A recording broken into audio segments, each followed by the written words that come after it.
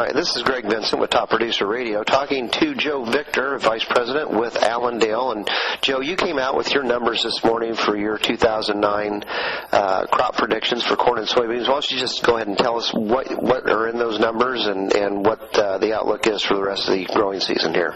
Well, the 20th annual survey came up with it is a farmer-driven survey. It is a formula-driven survey. Farmers came up with 164.08 bushels per acre on the corn. That compares to 159.5 by USDA in the month of August.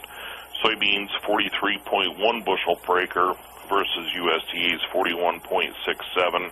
Essentially what we're looking at is the prospects for record crops of both corn and soybeans. 13.3 billion on the corn, 3.3 billion on the soybeans.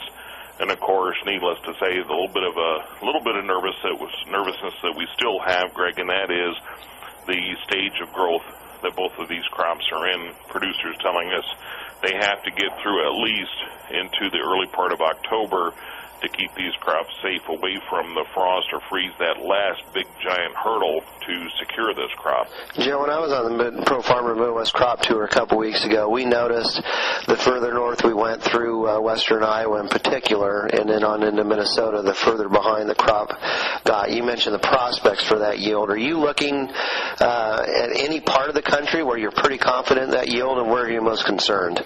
Most concern has got to be the northern tier states, including that from North Dakota, Minnesota, Wisconsin, and Michigan, both corn and beans, and then, of course, also including into that Illinois because of our lack of maturity. We are at basically a 26-year low as far as crop maturity on corn. Where are we most safe? Feeling, again, it's primarily in that Nebraska region. They came out of the gate strong this year.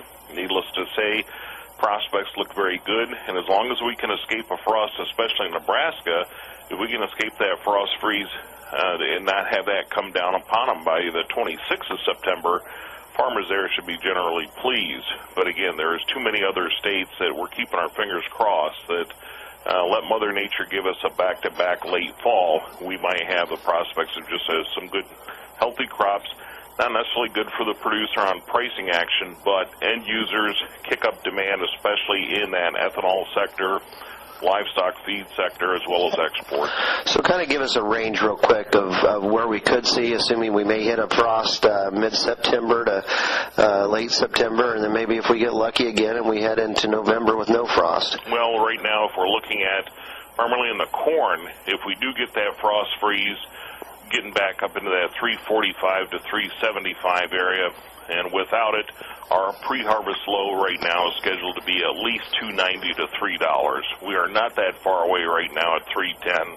When it comes to the beans, with a frost or a freeze, it wouldn't take much to get the beans because of such tight ending stocks that we had on the old crop carried in the new crop.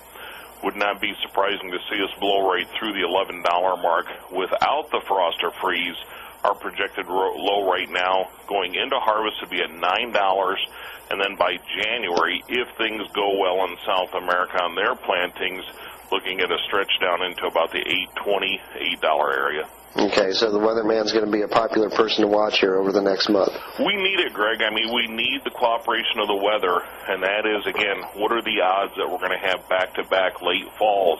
And that's the only thing that, I don't know what those odds are, but it just seems like a little bit of a reach.